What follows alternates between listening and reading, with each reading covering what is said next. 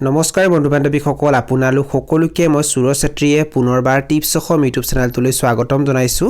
বন্ধু বান্ধৱীসকল যদি আপোনালোকে ধান খেতি কৰে তেনেহলে এতিয়াৰে পৰা ধান কাটিবৰ বাবে মানুহ বিচাৰি হাবাথুৰি খাব নালাগে কিয়নো এই মেচিনটো যে আপোনালোকে দেখিবলৈ পাইছে এই মেচিনটোৰ জৰিয়তে একে দিনাখনে কেইবা বিঘা ধান কাটিব পাৰি আপোনালোকে হয়তো দেখিবলৈ পাইছে এই মেচিনটোৱে ইমান সুন্দৰকৈ ইয়াত ধান কাটি গৈ আছে আৰু এই মেচিনটোৱে যে এনেকৈ ধান কাটি গৈ আছে এই ধানৰ গুটিখিনি এই মেচিনটোত থকা বাকচত জমা হৈ গৈ আছে আৰু খেৰখিনি তলতে পৰি গৈ আছে আপোনালোকে ইচ্ছা কৰিলে পিছত খেৰখিনি ঘৰলৈ লৈ যাব পাৰে এই মেচিনটোত থকা বাকচটো যেতিয়া ভৰ্তি হৈ যাব তেতিয়া ধানখিনি এনেকৈ ইয়াত খালি কৰা হয় আৰু এই ধানখিনি বৰ্তমান ট্ৰেক্টৰৰ জৰিয়তে ঘৰলৈ লৈ যোৱা হৈছে আপোনালোকে ধানখিনি যদি ইচ্ছা কৰে পথাৰৰ পৰা বিক্ৰীও কৰি দিব পাৰে